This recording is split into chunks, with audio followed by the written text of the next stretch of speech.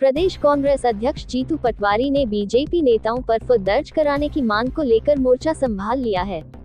ये कदम केंद्रीय मंत्री रवनीत सिंह बिट्टू, उत्तर प्रदेश के मंत्री रघुराज सिंह और महाराष्ट्र की शिंदे शिवसेना के विधायक संजय गायकवाड द्वारा कांग्रेस नेता राहुल गांधी पर की गई आपत्तिजनक टिप्पणियों के विरोध में उठाया गया है। जीतू पटवारी के साथ कांग्रेस के राष्ट्रीय सचिव कुणाल चौधरी, पूर्व मंत्री पीसी शर्मा, विजयलक्ष्मी साधौ और मुकेश नायक जैसे वरिष्ठ नेता भी भोपाल के टीटी नगर थाने पर विरोध प्रदर्शन में शामिल हुए।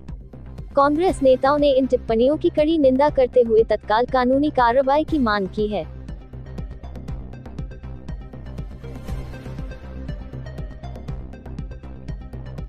जीतू पटवारी जी कांग्रेस अध्यक्ष और कुछ अन्य विधायकों के साथ में और अन्य लोगों के साथ में वो थाना टीटी नगर में आए थे और माननीय मंत्री जी रवनीत सिंह बिट्टू और रघुनाथ सिंह के बारे में वो शिकायत दर्ज कराना चाहते थे। उनको यही बताया गया कि थाना प्रभारी के द्वारा कि आवेदन ले लिया गया है और आवेदन पर जो जांच करके जो संभावित कार्रवाई होगी वो की जाएगी।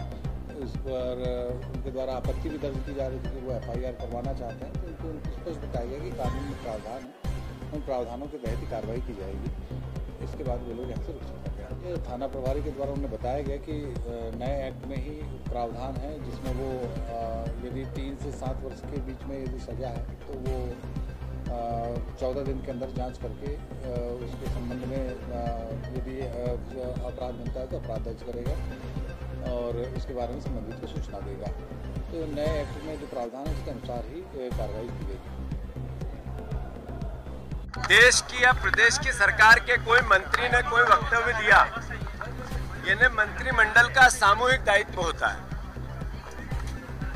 गृह रेल राज्य मंत्री रवनीत बिट्टू ने राहुल गांधी जी के खिलाफ अनर्गल बयान दिए, यानी नरेंद्र मोदी जी की शय पे दिए, मोदी जी के कहने पे दिए। ऐसे ही महाराष्ट्र के एक विधायक ने और यूपी के एक मंत्री ने भी बयानबाजी की, मतलब बीजेपी के पार्टी का एजेंडा है। ये मैसेज क्या है?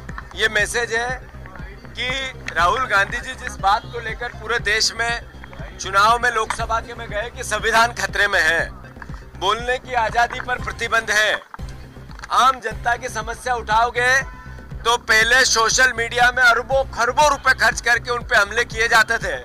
अब डायरेक्ट उनके मंत्री और बीजेपी के बड़े बड़े नेता अनर्गल उनके खिलाफ बयान बोल रहे हैं। जब हम थानों में इस बात की शिकायत करते हैं तो ये जो थाना है इसका व्यवहार कैसा, जैसे बीजेपी का मंडल अध्यक्ष का कार्यालय हो और टीआई का वक्तव्य कैसा, यानी बीजेपी का मंडल अध्यक्ष टीआई बन के बैठा हो।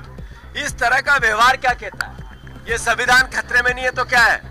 हम पिछले 2 घंटे से सीधे एविडेंस है, वीडियो है, उस पर एफआईआर कराना चाहते हैं, पर ऊपर से आदेश है सरकार का, इसलिए एफआईआर नहीं होगी। मतलब मैसेज ये है जो राहुल गांधी कहते हैं संविधान खतरे में है, बोलने की आजादी पे प्रतिबंध है, पुलिस विभाग सर्विस रूल के अधिकारी पालन नहीं करेंगे और एफआईआर नहीं लिखेंगे। ये मैसेज है कि संविधान खतरे में है। कांग्रेस पार्टी उस व्यक्ति की लड़ाई लड़ने आई है, मध्य प्रदेश कांग्रेस कमेटी, जिन्होंने प्रेम, प्यार, मोहब्बत और भाईचारे के लिए देश की कन्याकुमारी से कश्मीर तक पद यात्रा की। 200 साल के इतिहास में ऐसा कभी नहीं हुआ। जिस व्यक्ति के पिता ने, राहुल गांधी जी के पिता ने शहादत दे दी इस देश के लिए, शहीद हो गए, भारत रत्न। जो उनकी दादी ने एकता और अखंडता देश की बनी रहे इसके लिए सीने को छन्नी करवा लिया, उस व्यक्ति को इस तरह का अनर्गल आरोप लगाना मतलब देश के लोकतांत्रिक मूल्यों का अपमान करना है।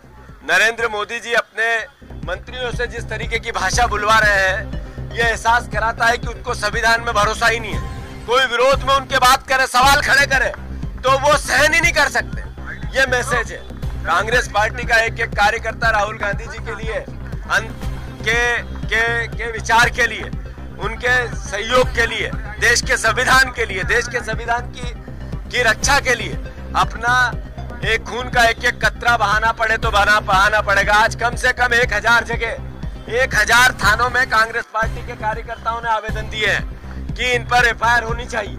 पर सब जगह सीधे निर्देश है गृह मंत्री जी के कि FIR मत करना। ये संविधान खतरे में है, इसका एहसास करा। भारत का संविधान और इसका कानून और इसके संविधान की पालना इस सरकार को करनी चाहिए। अगर देश विरोधी कोई काम भी हो रहा है तो सरकार सो रही है क्या?